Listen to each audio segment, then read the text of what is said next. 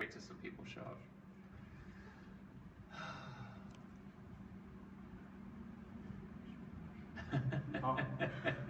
How was St. Louis? I thought it was really good. It was a big hall. You know, you're talking about, you know, once you get into 1,000 people kind of thing, it's a lot to carry. There was, you know, we've been a bit mystified. There seems to be a degree of talking every night, which seems so counterintuitive to a quiet performance, you know. And, you know, we've wondered, does somebody come out and say something before the show? But I just think there's a contingent there that's just there because it's a gig, and they don't differentiate it as anything different from a rock gig. So we don't really know what to do about that. I know a lot of fans have been complaining about the talking, but and a lot of people have been saying they've had to turn and tell people to be quiet because they want to listen. And so it's kind of this difficult situation. That and literally you'll hear, mine tonight might be different, but literally every show the talking is from the first song up. The funny thing is, if the show's really good, the talking tends to go down, which is at least a sign to us that the show's going well. But I do feel bad. I mean, it's a bit of a concentration issue for me because, you know, as a performer, you think talking equals they're not interested equals I'm doing bad. So it's hard to sometimes realize that, you know, 96% of the people in the building are not talking, and kind of stay focused on that and not the 4% that you can hear talking literally about their taxes. Sometimes I literally want to turn mid-song and go, you know, by the way, I can hear you, and not only that, I can hear what you're saying. It's kind of weird, you know. It's like people will literally be as far away as you are, which is what, 10 feet, and they will literally carry on a full conversation with no regard for what's going on stage. And I can literally hear them talking about, like, my dog did this, and my wife said that. And you should just go off on them. No. And then you can all see it on TMZ tomorrow. Yeah, that's what I'm saying. No, in the old days, I probably would have said something a little bit more, made more of it than, say, like a joke, made a joke of it or something. But that's the problem, because things now, if they get taken out of context, I'll see stuff that I said something on stage the other night, in jest. I was in a great mood, and I said, here's another song from an album you didn't buy. And the crowd laughed and got the joke, and we moved on. And then next thing you know, it's a headline. And when you read it as a headline, it's like, well, it's kind of stiff, you know. It's a bit. So, I mean, you're getting into a degree of self-censorship, which obviously, the person I am, I'm not a big fan of that. But, you know, once the negative tide starts in this world, you can see it's very hard for people to stop it. And people are throwing around a lot of words, a lot of ists, you know, racist, sexist, this, that. And I heard an interesting, not to go too political, but I heard an interesting conversation yesterday in a political forum, and people were talking about that people are using these words so much now that they're actually starting to lose their value. So what word's next? You know, what word are you going to have to go to actually designate something of real offense? Because now minor things are being pointed to as being offensive. I had something happen to me yesterday, and I don't want to talk about it specific because it'll just draw attention to it, but literally somebody had fished out something I said to a fan 2 years ago, which 2 years ago wasn't a big deal. Now in this cultural climate, it's considered offensive. So now you're literally going to have the thought police showing up with things you said in a different world, and you're supposed to be held accountable for now. But I mean, whatever. It's the world we live in. So, with all that said, we're going to enjoy this peaceful moment together of the past. Racist, sexist. Doug, I'm a Dougist. I'm playing, doing this now, I'm sort of enjoying going back into particular periods of writing, and so this is sort of like Gishish into early Siamese songs. And then we play Stump Billy with requests. So.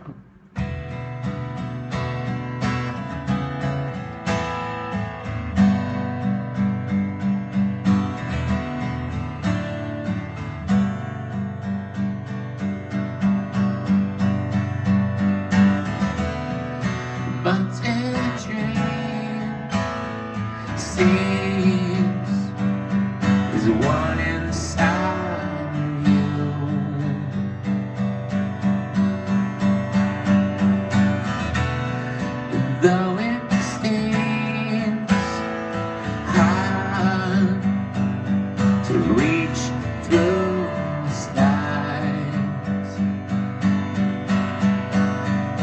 your blue and hopeless life.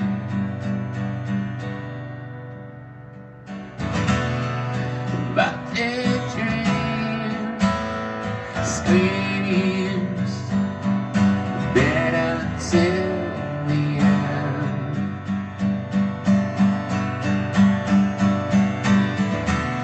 The love I share too, but selfish to the heart. My heart, my sacred heart.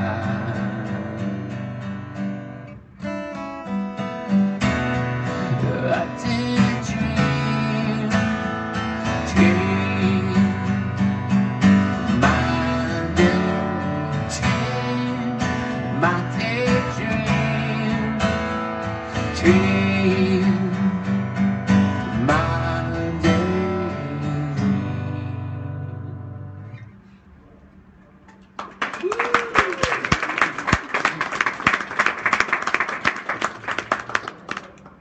I like to point out when I play that, that's the original key that I wrote it in for myself, which is even still too low for me today.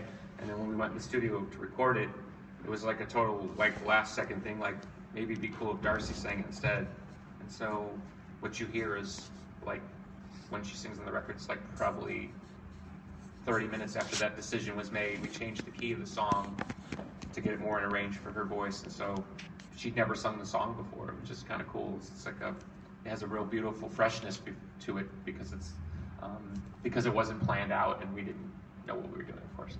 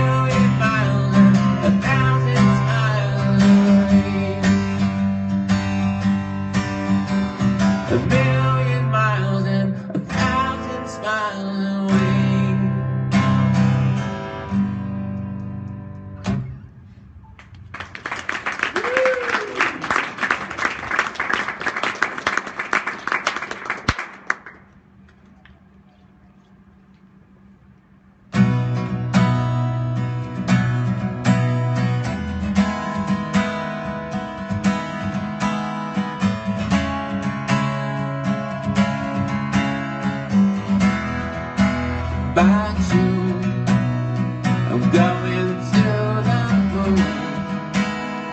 It better be about you, 'cause I'm going to the moon.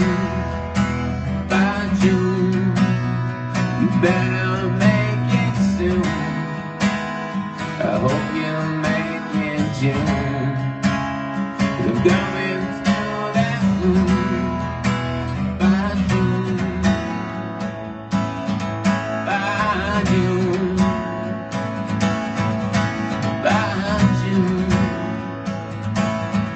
By June.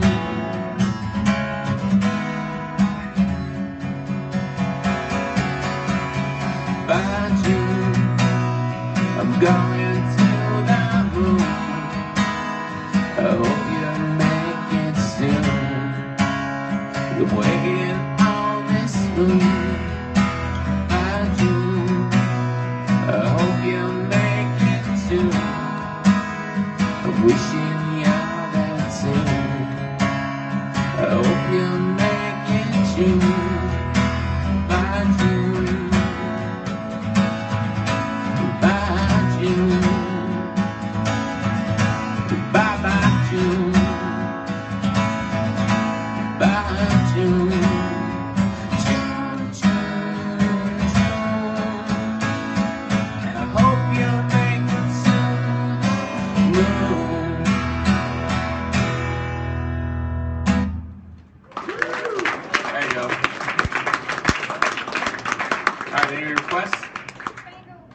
Stumbleine. Wait, she said spangled. That's a good one. I don't know if I could do it.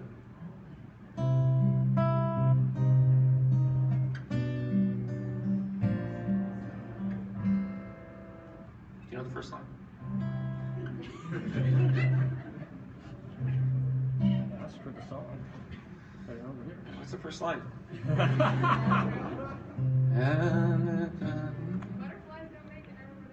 Oh, you only remember the end. Sorry. What was the other group was? Stumbleine.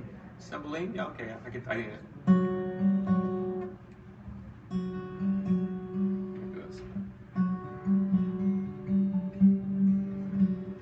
Bottoms in the bathroom, shaking up a loose tea.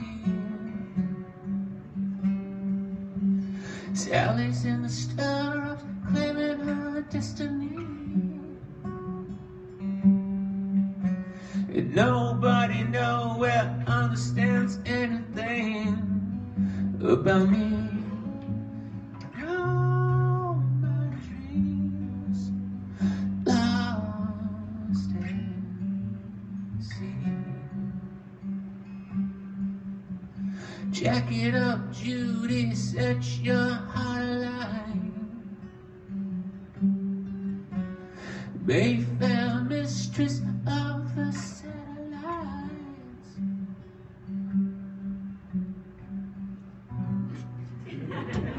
Something like that. It's a higher key in this, so it's a bit weird to me because it feels different. All right, one more. My Dahlia. My Dahlia? Oh, that's a good one.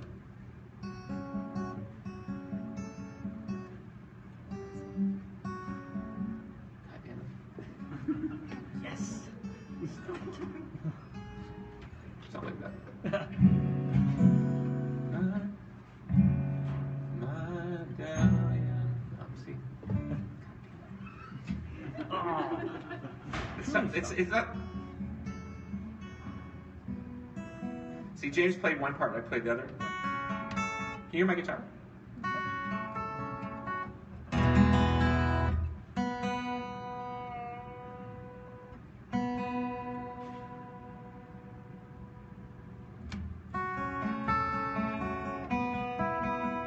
I play that part, you play that other, like there's other kind of weird part. To break your heart.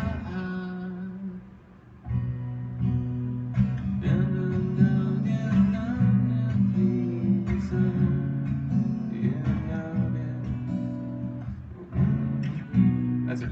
To break my heart. Your demons tear you down.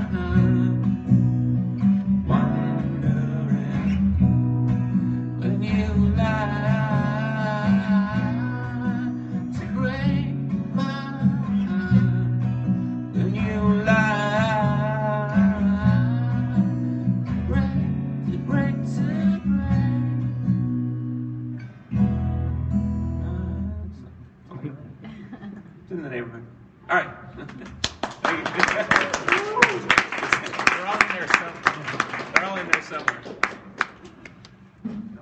Hey. How many people we got? 249. Only 249? I don't know. Am I supposed to push something? That's it. But it's weird because you'll see only 249, but then when you check at the end, it'll say like 1,000 people watched. But you don't have any data on what they got bored with, or I think that's why they do the thing with the hearts. Like, I like this part.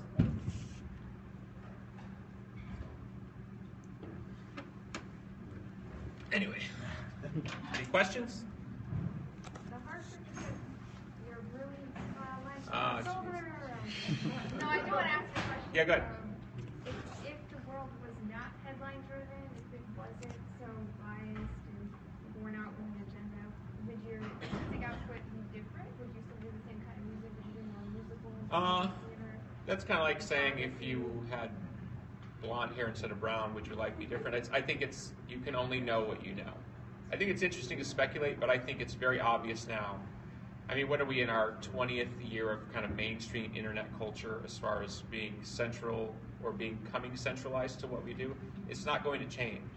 I think the positive is that I personally see a lot less negativity. I think people just got fatigued with, I'm writing something kind of nasty, ooh, ooh, ooh. I think that's kind of worn itself through. There's always that. Like even last night, I was watching our wrestling show live, which I had something to do with putting together, so I was very intrigued with how it was going to go, and it was very difficult for me not to be there. And most of the comments were, there was a lot of positive comments, and then of course there were critical comments like, that should be different, or people reacting off of what they see, they don't know still what's coming, or, it's totally fine. And then every, 57th comment is the guy got to get personal. You know what I mean? And it's just so, why? Like, you've got a forum, you can interact. I just don't get that. To me, there's way more interest in a lively, cogent debate that involves strong ideas and strong opinions. I think it's totally cool. That's democratic if you want to be technical about it. Then saying negation. Negation goes nowhere. It's like, that sucks. Okay, it sucks. What do we do with that? Why are you here if it sucks so bad? Why are we talking? What I'm saying is, like, I'm not sure what people want, where they want that to go. Where does that go? So I think that there's less and less and less of that every year, and I think it'll fall down to kind of a norm that's probably closer to society. Like if we walk down the street, there's rudeness every day. Okay, well maybe it'll fall down to cultural norms, like only one of 3,000 encounters will be rude, or one of 300, or something like that. But musically, I think to really answer your question, I think the Pumpkins was designed from the get-go, as we sort of dialed in the world we were living in, the culture we were living in, to basically go at whatever was the status quo. Much of our music from the very beginning was a reaction to hipsters. Because from the very beginning we had people literally, unsolicited, we had people telling us, don't do that, don't do this, and we thought, well, why? Because the bands we like did that stuff, so we couldn't understand. And then you start to realize, there's a group over here that says, Led Zeppelin out, The Cure out because it's too weird. You know what I'm saying? Like, but then you talk, I like the Doherty column or something. You say, so you like the Doherty column, but you don't like the Cure. Well, and I don't like Robert Smith's haircut. You get this like micromanaging of what's cool, what's not cool. And our reaction, because everybody in the band was such a music fan with diverse tastes, and when you put all those tastes together, it was even more diversity. We were like, that's the lamest thing in the world. So we became kind of what's that famous word, anti-disestablishmentarianism?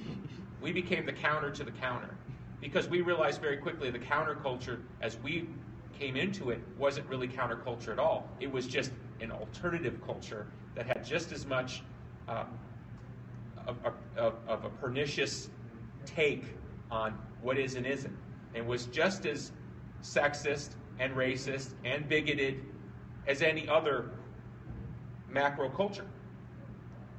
And then you start to learn real quickly, individuals are what define cultures, not genres. Like, no one likes to be stereotyped. Oh, you're this, so therefore you're like that. You know? And then even now, like, being a guy singing sensitive songs. Oh, you must be a homosexual.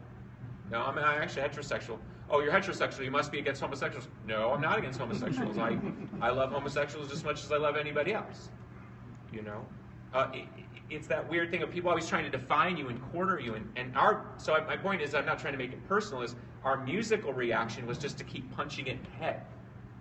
And it's funny to me that 20 years on, 25 years on, 28 years on since starting that the band still has plenty of things to attack, because you have a codified hipster alternative culture now that is literally becoming ubiquitous. Doesn't understand the irony that when they see themselves in commercials, they've actually become the norm. When you see the guy with the twisty mustache in the commercial, he's the norm. But the guy with the twisty mustache watches that and says, yeah, I'm going to buy that car. He doesn't understand it. It's over. You know what I mean? The minute it becomes commercial, the minute you hear a loud guitar in a commercial, it's over. The minute you see the guy with the twisty mustache in a commercial, it's over. So it's fascinating to me that after 28 years, we are still the counter to the counter to the counter. Strange. I never would have anticipated that. So to answer your question, I really wouldn't want it any other way, because it's not in the bones of it all. Next question. Yes? Comment on your opening sequence. I think your fan base, my experience from the fan side, tends to be pretty deferential and well-intentioned, if totally lacking in self-awareness. So I don't. Can you define those words and what they mean to you? Because I really do want to answer what you're saying. Deferential. I mean, respectful and wanting to yield to your preferences. Disagree. Disagree? Disagree. Well, keep going. I mean, I'm with a pretty elite crew of fans right now. True. Well-intentioned. I think they actually want to enjoy the show and have a good experience and not. True, based on their own precepts, though, which is different. Okay, so I think that there's probably a fair number, and they're allowed, who want that. But I don't think that's true with everybody. No. And keep going. I'm interested. What was the last thing? Totally lacking in self-awareness. That's the last part. Totally agree with that. Yeah, I think maybe people just don't realize how loud they are. They're being jerks. So couldn't hurt to say it. I think a lot of performers do it. All right, the comment, silly fun question. If you could choose one wrestler's wardrobe to wear for the rest of your days, whose would it be and why? This has nothing to do with skill or. Well, I'll give you a little insider information, right? Most people in wrestling have incredible physiques. I mean, it's a business that's driven on physiques. So when I go to tapings, I'm walking around people like they look like, you know, Adonis, and they're just like unbelievable. I mean, they take incredible care of their physical machine, and it is impressive when you see it. When you stand next to me, he's just like jacked, and women too. I mean, they're just jacked. But if you see someone in a wrestling ring wearing a T-shirt, that's wrestling code for I'm probably not in shape, or I don't look the way I would hope to look. So I would be the guy in the T-shirt. That's what I'm trying to tell you. I think the closest I've ever come is to a 2-pack. At one point I had like a 2-pack. That was it. Just like a follow-up comment and a question. Sure. I was at the Buffalo show, and let me apologize on behalf of upstate New York for families. You seemed a little feisty that night, and understandably so. But with that said, I guess my follow-up to that is I do think there's a small but yet very hardcore group of Pumpkins fans that kind of evolve with the band. Yeah. And I think that unfortunately that's maybe not enough to drive the bus, so to speak. Absolutely. And that's the challenge, and that's why these particular sets of shows have been so inspiring and so different.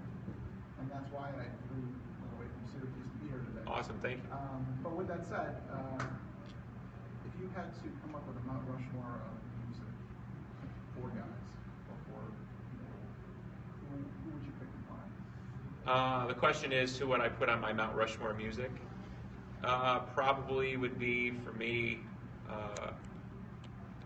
that's a tough one.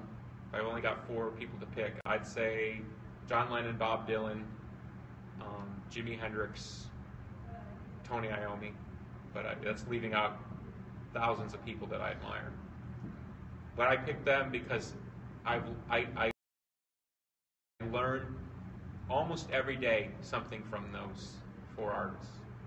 Something that they did is something I can reference back in my mind and say, oh, that's why they did that. And if you think about it, Hendrix died when he was 27. Lennon had that period, and then he kind of went out for a while. So most of the music that he's known for, obviously outside of the Watching the Wheels later period before he was killed, that happened by the time he was, 35? Most fans, unless you're really a Dylan fan, know Dylan's work up until he's about 26, 27 years old, Blowing in the Wind to Everybody Gets Stoned, all those songs. So, I mean, here I am at 48 still referencing things these artists did in their 20s. That's pretty mind-blowing to me that either through their gift or their own sentience, they were able to figure out something that is like a helix to me, that I can come back to like a DNA code again and again and again, and I'm like, oh, fucking A, I can't believe they figured this shit out. It's true, really. It's true. I'll give you a perfect example because it might be something that you could look at from a different perspective if I give you the perspective. If you watch, what's the famous Dylan film by Penn Baker, Don't Look Back, or, you know what I'm talking about? Is it? Thank you. Yeah, it's a documentary made about 64. Dylan's just starting to crest into fame. I Want You is like a hit on UK radio, and D.A. Pennebaker follows him around with a camera. And Dylan, in his awareness, figured out very, very early on, before anybody else did, and I'm talking about anybody else, figured out that the media thing was a joke. And there's a segment in there which is infamous, and if you just want to watch the segment, where I think it's a Time reporter, or like a legitimate reporter, not even a rock reporter. Somebody who's doing a profile on him comes backstage and tries to interview him. He's trying to kind of hang, and Dylan's just running circles around him. And it's famous because it's more pointed out as an example of Dylan's wit. His invective, like, he just destroys this guy, and this guy doesn't know what he do. And it's like literally you watching the verbal version of when he sings like, Mr. Jones, like something is happening, you don't know what it is, do you, Mr. Jones? He's making fun of that guy, okay, in that song. Well, you're literally watching him make fun of that guy in reality, on film. And it's a painful 5 minutes to watch because it's really about generational shift. Dylan in the know, this guy representing the truth, or I just want to know, or whatever that means. From my perspective, I watch it as like he is light years ahead of the narrative of the media doesn't represent truth. The propaganda I was raised on was the media equals truth. Now, it's a common narrative in American society. If you look at any of the polling, trust in the media in American society is like in the teens now. We're a far way from Walter Cronkite reporting the news, and if he raised an eyebrow, that meant something, and there was a moral authority there. I mean, we're a far way away from that. We're into totally politicized news, how things are reported. Basically, lack of a better word, propaganda. And there's a reason, okay, and I'm making this point in a very narrow way, so nobody blow this out of proportion. There's a reason the Nazis called their information headquarters the Ministry of Propaganda. I mean, they literally called it propaganda. They didn't even hide the word. They didn't make up a funny word. It's like the Patriot Act. It's like this Orwellian speak, okay? We're talking about overt propaganda in American society. Okay, the point is this. Go back in time 50 years, and here is Bob Dylan literally attacking that thing before it even kicks in. He's so aware of what it really means to take on the man that he doesn't care who this guy is. He doesn't care what this guy represents. In fact, he knows already at 24 years old that this guy is the fucking enemy. Not that guy, but what he represents. We, as Pumpkin 4, we learned the hard way the first time we went to New York, or the first time we went to London. We come in and we're selling a couple records and people like us and blah, blah, blah. And here comes the reporter, very nice, says very flattering things, gives you the softball question. What do you think of this band? What do you think of this band? Yeah, you tell the truth because you think it's a discourse of truth. Oh, we don't like them, or they're okay. Boom, The 1992 version of Pumpkin Slam Johnny and the Johnnies, you know what I mean? And we were like, total idiots about it. So we learned, like, literally by being punched into submission. But here's Bob Dylan at 24, basically around the same age I was. He's already figured it out. I didn't figure it out for like another 10, 15 years. And if you look at like the interview I recently did for Rolling Stone, guy, basically a millennial, asking millennial questions. You changed your name to William. I was told that the interview was to be about the Manson tour. Summer preview. Great. I had not done an interview for Rolling Stone for 4 years. Because every time Rolling Stone came knocking at my door, not .com, because they're actually separate businesses, best I know. The print edition, I hadn't done anything for 4 years. They said, what do you want? I thought, okay, that's easy. 15 minutes, let's talk about the tour, right? Next thing you know, the guy's asking me about my name. What does this got to do with the tour? Clickbait, right? We're in clickbait land, okay? I still haven't figured it out. I mean, I know, and in the moment I know. My personality is such that when I'm presented with that baseball bat, I'm not as smart as Bob Dylan to run around and destroy that guy in within. I take the bait and I just try to punch him back in the head. It's not even personal. I don't even think he's personally coming at me. I'm like a piece of red hanging meat. Does that make you come shy about future interviews and future? I think you're going to see a time where either I'm going to control all my own media and accept that I won't reach most people, similar to like periscoping or whatever, or I just won't talk. Because I think we're entering in, and I used this word on Twitter the other day, minefield, and people didn't really understand the context I meant it in. Every time I open my mouth, here or there, it's like rolling fucking dice. And I live under a constant level of scrutiny. That is, it might sound a bit dramatic, but actually, if you think about it, it's unprecedented in human history. That you are being recorded, documented in every public and in many ways private forums. If somebody decides to leak something or whatever, we're getting in a crazy territory. So the pressure on artists, and here's what I'll maybe make a bigger point. There's a chilling effect going on where people just aren't saying what they think. I've attacked artists for not being more political in the culture about what's happening. I'm not even talking about left, right, Democrat, Republican. I'm talking about just standing up for things that matter. Like when Anderson Cooper attacked me for being on the cover of Cat magazine, Charity. One of the things I said is this is going to have a chilling effect on pop people because they're going to be afraid that they're going to be attacked. People don't understand. That's the world that I inhabit, even if I don't want to. Celebrities are risk averse. If you've won the fucking lotto, which in this culture, being famous is winning the lotto, you become risk averse. I'm not an artist who's risk averse, so literally every time I open this little hinge here, it's like, roll the dice, you know, and you know, to make an extant argument, you can take me out of the argument, pick anybody else. They're all living under that same pressure, and it's going to have, and it is maybe say it in the current, it is having a chilling effect on artists' participation in the cultural society. I'll tell you a little story, because sometimes you look back on these little signpost markers in backwards. There was a concert. I wish I could tell you the year. I don't remember. I think it was early-ish 2000s. It was a Stop the War concert. I think Springsteen was on it. Eddie Vedder was on it. Does anyone remember what I'm talking about? It's about 2004. Vote for choice? Something like that. Yeah, it was about 2004. Okay, right. Yep, Springsteen, Vedder, yep. And I saw something in the Chicago Sun-Times where they printed letters in response to the review of the show.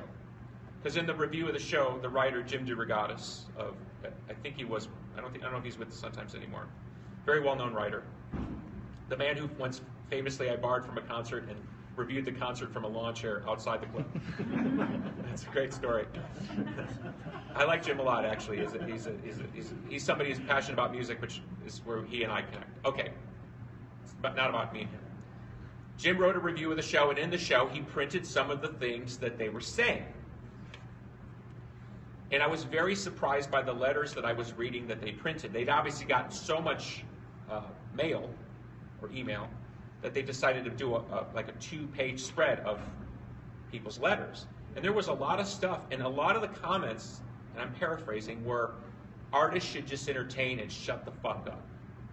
And you know, I'm a 60s baby, right? So I grew up in like Neil Young, Four Dead in Ohio, you know, For What It's Worth, you know, songs that were defined and still define a particular era. You know, Country Joe and the Fish, you know, Not Going to War. I can't remember that song. It's a great song. What am I trying to say? So when I ran into Jim, I said, I was really surprised by that. You know what I mean? That there was so much antipathy towards the artists for speaking up for something that they believe in. And he said it was the most mail he'd ever received on anything he'd ever done. And I said, what was the ratio of for and against? Because generally speaking, Chicago tends to lean liberal. Democratic president, mayor, it's pretty obvious with the culture there. Blue state. He said 3-1. 75% of what he got was shut the fuck up, just be entertainers. And I thought, at the time, I was like, wow, that's really weird. So when I look now, 10, 11 years later, I mean, you can see, it's a general thing now. Shut the fuck up. Shut the fuck up.